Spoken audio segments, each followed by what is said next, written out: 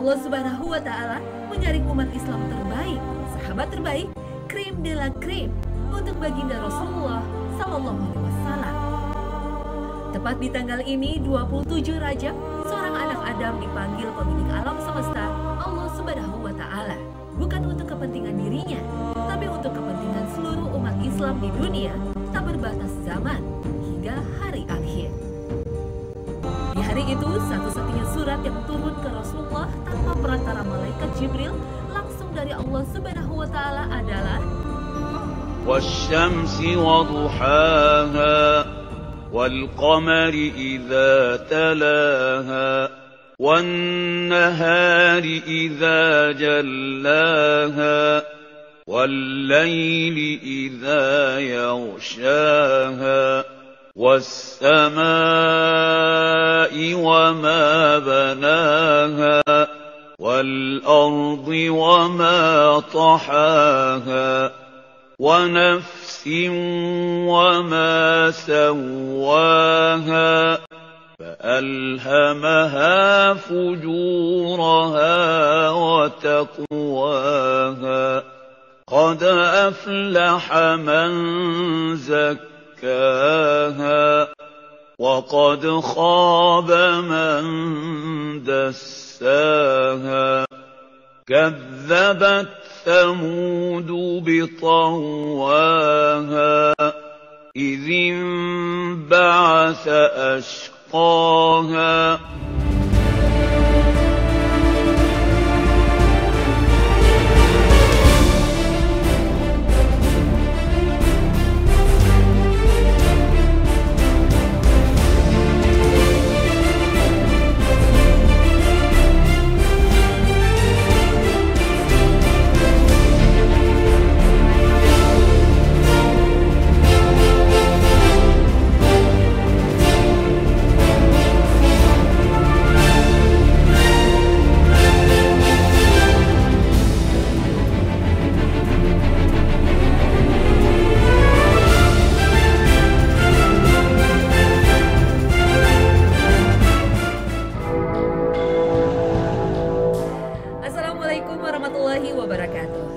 Pemirsa Trans 7, Hasanah Ensiklopedia Islam Dunia pagi ini kembali hadir ke hadapan Anda untuk berbagi wawasan keislaman dan berwasiat dalam kebajikan.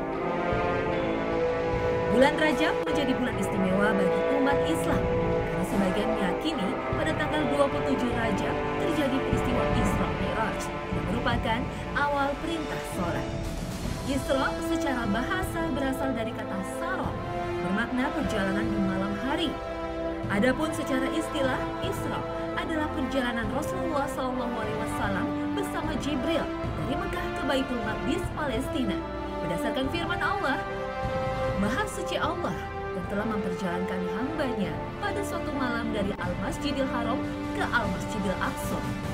Al-Quran Surat Al-Isra ayat 1. Sedangkan Mi'raj secara bahasa adalah suatu alat yang dipakai untuk naik.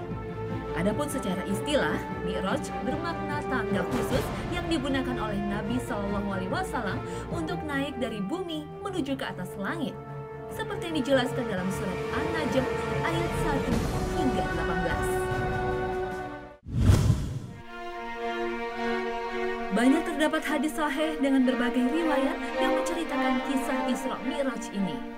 Syekh Al-Albani rahimahullah dalam kitabnya Al-Isra wal Mi'raj menyebutkan 16 sahabat yang meriwayatkan kisah ini. Antara lain Anas bin Malik, Abu Zar, Malik bin Sya'ah, Ibnu Abbas, Jabir, Abu Hurairah, Ibnu Umar, Ibnu Mas'ud, Ali dan Umar radhiyallahu anhum ajmain. Mari kita simak hadis sahih riwayat Muslim dari Anas bin Malik radhiyallahu anhu bahwa Rasulullah SAW bersabda, didatangkan kepada kuburan yaitu hewan putih yang panjang, lebih besar dari keledai dan lebih kecil dari bakhar. Dia meletakkan telapak kakinya di ujung pandangannya. Maka saya pun menungganginya sampai tiba di Baitul Maqdis. Lalu saya mengikatnya di tempat yang digunakan untuk mengikat tunggangan para nabi. Kemudian saya masuk ke masjid dan sholat 2 rakaat, kemudian keluar. Kemudian datang kepadaku Jibril alaihissalam dengan membawa bejana berisi khamar dan bejana berisi air susu. Aku memilih bejana yang berisi air susu. Jibril kemudian berkata, engkau telah memilih yang sesuai fitrah.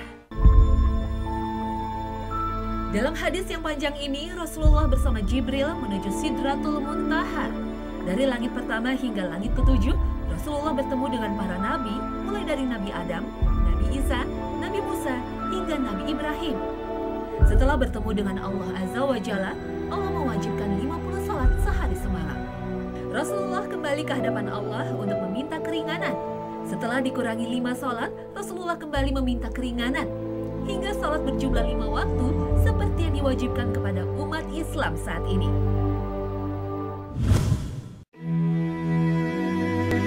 Sebagian umat Islam meyakini bahwa peristiwa ini terjadi pada tanggal 27 Rajab. Padahal para ulama ahli sejarah berbeda pendapat tentang tanggal kejadian kisah ini. Imam Nawawi dan Imam Qurtubi berpendapat peristiwa Isra Mi'raj terjadi 5 tahun setelah diutus sebagai Rasul. Sementara ulama yang berpendapat peristiwa ini terjadi pada malam tanggal 27 bulan Rajab tahun ke-10 kenabian adalah pendapat Al-Alamah Al-Mansyurfuri rahimahullah. Sebagian ulama ada yang berpendapat Isra Mi'raj terjadi 6 bulan sebelum hijrah atau pada bulan Muharram tahun ke-13 setelah kenabian. Ada juga yang berpendapat terjadi setahun 2 bulan sebelum hijrah, tepatnya pada bulan Muharram tahun ke-13 setelah kenabian. Dan ulama lain berpendapat setahun sebelum hijrah atau pada bulan Rabiul Awal tahun ke-13 setelah kenabian. Menurut Syekh Syafiur Rahman Al-Mubarakfuri Hafizahullah, pendapat yang menyatakan bahwa Isra Mi'raj terjadi pada awal dan pertengahan kenabian tertolak karena pada saat Khadijah radhiyallahu anha wafat pada tahun ke-10 setelah kenabian, belum ada perintah salat 5 waktu. Karena itu, pendapat yang menyatakan peristiwa Isra Mi'raj terjadi pada masa akhir sebelum hijrah dianggap lebih kuat, tapi tidak diketahui mana yang paling kuat. Dari pendapat para ulama ini, bisa disimpulkan Isra dan Mi'raj tidak diketahui secara pasti pada kapan waktu terjadinya. Ini menunjukkan bahwa mengetahui kapan waktu terjadinya Isra Mi'raj bukanlah suatu hal yang penting. Wallahu a'lam. Dalam hadis riwayat Bukhari Muslim diceritakan, kemudian aku diberikan seekor binatang yang bukan begal, tapi melebihi keledai putih. Ibnu Hajar dalam kitab Fathul Bari berpendapat yang dimaksud hadis itu binatang tunggangan supaya Rasulullah menaikinya dalam keadaan nyaman. Dalam hadis lain riwayat Tirmizi dari Hudzaifah bin Al-Yaman, Rasulullah telah diberikan seekor binatang yang punggungnya panjang dan langkahnya sepanjang mata memandang. Mereka berdua, Rasulullah dan Malaikat Jibril, tidaklah terpisahkan di atas punggung burung sehingga mereka menyaksikan surga dan neraka. Apa sesungguhnya buruk itu?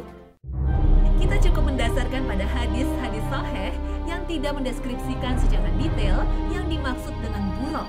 Kita cukup mengimani kebenaran peristiwa itu. Buruk adalah istilah yang dipakai Al-Quran dengan makna kilat. Jika kita menggunakan nalar sains modern, maka jika buruk diartikan sebagai binatang bersayap, maka kita menganggapnya aneh. Binatang bersayap hanya berfungsi dalam lingkungan atmosfer planet, padahal perjalanan Isra Mi'raj menembus luar angkasa yang hampa udara tidak lagi dibutuhkan sayap untuk terbang. Apalagi sebelum menembus keluar atmosfer bumi, tubuh Nabi dan binatang buruk akan bergesekan hingga hancur terbakar. Jika kita mengartikan buruk sebagai cahaya, maka menurut para astronom, untuk mencapai jarak terjauh galaksi dibutuhkan 20 bilion tahun cahaya. Kecepatan cahaya merupakan kecepatan tertinggi yang diketahui oleh manusia saat ini. Para ilmuwan sudah menemukan kecepatan kilat atau cahaya bergerak sejauh 186.000 mil atau 300 km per detik. Jika jarak bumi dan matahari sekitar 93 juta mil, maka bisa ditempuh oleh cahaya dalam waktu 8 menit. Bila ditinjau dari kacamata sains, perjalanan Isra Mi'raj Rasulullah SAW sebenarnya berkaitan dengan cahaya. Perjalanan Nabi Muhammad bersama Malaikat Jibril yang Allah Subhanahu wa Ta'ala ciptakan dari cahaya, sebagaimana ditegaskan dalam hadis yang diriwayatkan Imam Muslim. Allah menciptakan malaikat dari cahaya, menciptakan jin dari nyala api, dan menciptakan Adam dari apa yang telah disifatkan, dijelaskan kepada kalian. Seorang pakar astrofisika dari Mesir, Dr. Mansur Hassam El-Nabi, berusaha mengkaitkan surat As-Sajadah ayat 5 dengan laju percepatan cahaya untuk bisa memahami peristiwa Isra Mi'raj. Dia mengatur urusan dari langit ke bumi, kemudian urusan itu naik kepadanya dalam satu hari yang kadarnya adalah 1000 tahun menurut perhitunganmu. Al-Quran Surat As-Sajadah ayat 5. Dan hasilnya kecepatan malaikat dalam Surat As-Sajadah ayat 5 yaitu satu hari adalah 1000 tahun, sebanding dengan kecepatan cahaya 300.000 km per detik. Jadi perjalanan Isra dan Mi'raj Nabi Muhammad SAW dari Masjidil Haram di Mekah ke Masjidil Aqsa di Palestina, kemudian naik ke Sidratul Muntaha di langit ketujuh, hanya dalam satu malam bersama Malaikat Jibril bisa jadi melesat dengan kecepatan cahaya. Wallahu a'lam bishawab. Tapi di manakah Sidratul Muntaha yang menjadi tujuan Mi'raj Rasulullah? Allah Ta'ala berfirman, dan sesungguhnya dia Nabi Muhammad SAW telah melihat Jibril itu dalam rupanya yang asli pada waktu yang lain di Sidratul Muntaha. Di dekat Sidratul Muntaha ada surga tempat tinggal. Dia melihat Jibril ketika Sidratul Muntaha diliputi oleh suatu selubung. Penglihatannya tidak berpaling dari yang dilihatnya itu dan tidak pula melampauinya. Sesungguhnya dia telah melihat sebagian tanda-tanda kekuasaan Tuhannya yang paling besar. Al-Quran Surat An-Najm ayat 13 hingga 18. Perjalanan Isra Mi'raj bukanlah perjalanan biasa. Mana mungkin Rasulullah bisa menempuh perjalanan dari Masjidil Haram ke Masjidil Aqsa yang dilanjutkan ke Sidratul Muntaha hanya ditempuh sekitar 8 jam bolak-balik lagi. Jika kita menggunakan rujukan sains modern, tubuh Rasulullah akan hancur, jangankan perjalanan ke angkasa luar. Perjalanan ke Masjidil Aqsa saja yang berjarak 1.500 km, tubuh Rasulullah akan terkoyak-koyak. Kita coba bayangkan perjalanan Isra Mi'raj dengan mengacu pada surat Al-Ma'arij ayat 4. Para malaikat dan Jibril naik menghadap kepada Tuhan dalam sehari setara dengan 50.000 tahun. Menurut Agus Purwanto DSC, seorang pakar fisikoteori, dalam bukunya Nalar Ayat-Ayat Semesta, jika ayat ini dijadikan rujukan kecepatan Mi'raj Rasulullah, maka kecepatan malaikat diketahui 18.262.500 kali kecepatan manusia. Jika Isra Mi'raj berlangsung selama 8 jam, maka kecepatan malaikat 91.312.500 km per jam. Jika kita hitung dari bumi, maka perjalanan Rasulullah bersama Jibril hanya baru melewati Mars dan setengah perjalanannya menuju Jupiter. Padahal bintang terdekat saja, Alpha Centauri, berjarak 4 tahun cahaya atau 9,5 triliun kilometer. Untuk bisa memahami peristiwa Isra Mi'raj, mari kita simak firman Allah Ta'ala dalam surat Al-Isra ayat 1. Subhanalladzi asra bi'abdihi laylan minal masjidil haram ilal masjidil aqsa alladzi barakna hawlahu linuriyahu min ayatina. Innahu huwas sami'ul basir. Jika kita pahami ayat ini, Allah Ta'ala yang memperjalankan, memindahkan Rasulullah dari satu tempat ke tempat lain. Allah menggunakan kata abdihi, hambanya yang terpilih. Kata ini merujuk pada jiwa dan raga, rohani dan jasmani. Dalam ayat ini juga, Allah juga menggunakan kata la ilah, yang merupakan penggalan waktu dalam sehari. 3 kata kunci inilah yang mempresentasikan dimensi ruang dan waktu serta objek materi imateri. Karena itulah, menurut Agus Purwanto, Isra Mi'raj tidak dapat dipahami sebagai perjalanan dalam ruang dan waktu dengan pemahaman 4 dimensi kita. Harus ada dimensi lain di luar dimensi yang kita kenal.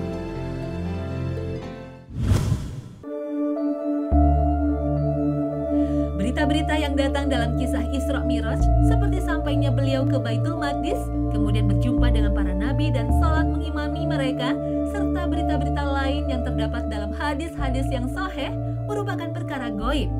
Sikap Ahlus Sunnah wal Jamaah terhadap kisah-kisah Isra Miraj wajib menerima dan mengimani tentang kebenaran berita itu, tidak menolak atau mengubah berita tersebut sesuai dengan kenyataannya. Kewajiban kita adalah beriman sesuai dengan berita yang datang terhadap seluruh perkara-perkara gaib yang Allah Ta'ala kabarkan kepada kita atau dikabarkan oleh Rasulullah SAW. Hendaknya kita meneladani sifat para sahabat radhiyallahu anhum terhadap berita dari Allah dan Rasul-Nya. Dikisahkan dalam sebuah riwayat bahwa setelah peristiwa Isra Miraj, orang-orang musyrikin datang menemui Abu Bakar alaihissalam Siddiq radhiyallahu anhum. Mereka mengatakan, "Lihatlah apa yang telah diucapkan temanmu, yakni Muhammad SAW." Abu Bakar berkata, "Apa yang beliau ucapkan?" Orang-orang musyrik berkata, "Dia menyangka bahwasannya dia telah pergi ke Baitul Maqdis dan kemudian dinaikkan ke langit, dan peristiwa tersebut hanya berlangsung 1 malam." Abu Bakar berkata, "Jika memang beliau yang mengucapkan, maka sungguh berita tersebut benar sesuai yang beliau ucapkan, karena sesungguhnya beliau adalah orang yang jujur." Orang-orang musyrik kembali bertanya, "Mengapa demikian?" Abu Bakar menjawab, "Aku membenarkan seandainya berita tersebut lebih dari yang kalian kabarkan. Aku membenarkan berita langit yang turun kepada beliau. Bagaimana mungkin aku tidak membenarkan beliau tentang perjalanan ke Baitul Maqdis ini?" Hadis diriwayatkan oleh Imam Hakim dalam Al-Mustadrak dari Aisyah radhiyallahu anha. Perhatikan bagaimana sikap Abu Bakar radhiyallahu anhu terhadap berita yang datang dari Nabi SAW. Beliau langsung membenarkan dan mempercayai berita tersebut. Beliau tidak banyak bertanya, meskipun peristiwa tersebut mustahil dilakukan dengan teknologi pada saat itu. Demikianlah seharusnya sikap seorang muslim terhadap setiap berita yang sahih dari Allah dan Rasul-Nya.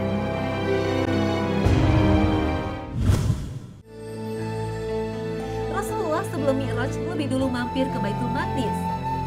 Apa hikmah di balik peristiwa ini? Perjalanan Isra di bumi dari Mekah ke Baitul Maqdis lebih memperkuat hujah bagi orang-orang musyrik. Jika beliau langsung Mi'raj ke langit, seandainya ditanya oleh orang-orang musyrik, maka beliau tidak mempunyai alasan yang memperkuat kisah perjalanan yang beliau alami. Oleh karena itu, ketika orang-orang musyrik datang dan bertanya kepada beliau, beliau menceritakan tentang kafilah yang beliau temui selama perjalanan Isra.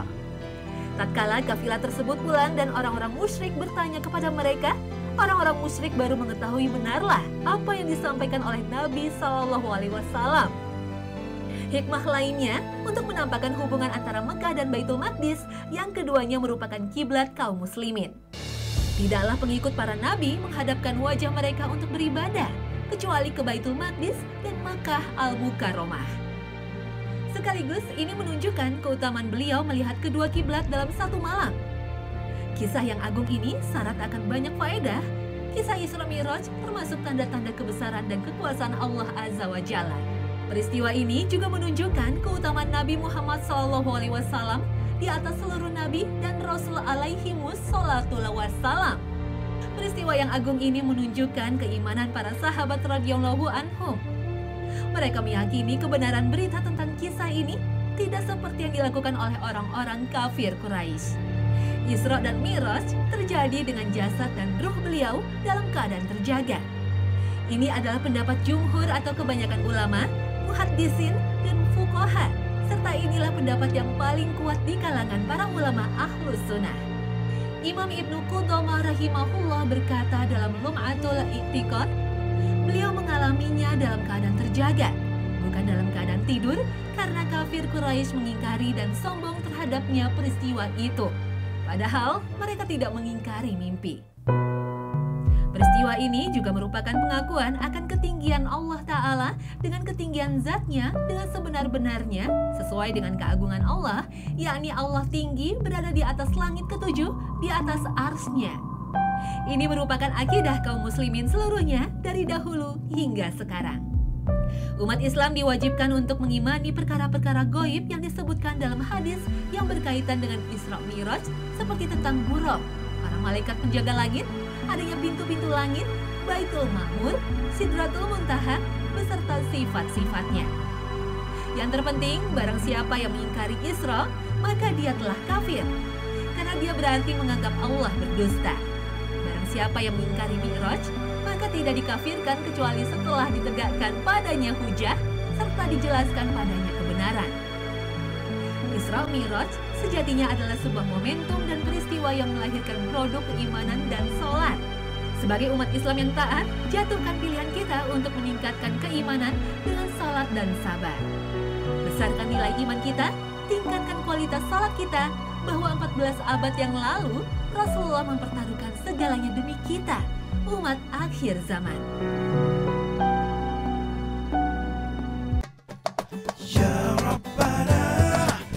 Nah pemirsa, inilah peristiwa agung yang menjadi awal perintah salat yang diwajibkan pada umat Islam. Isra Mi'raj bukanlah peristiwa biasa yang mudah dipahami oleh nalar manusia. Peristiwa ini merupakan bukti kekuasaan Allah Azza wa Jalla bagi orang-orang beriman. Terima kasih atas perhatian Anda, dan wassalamualaikum warahmatullahi wabarakatuh.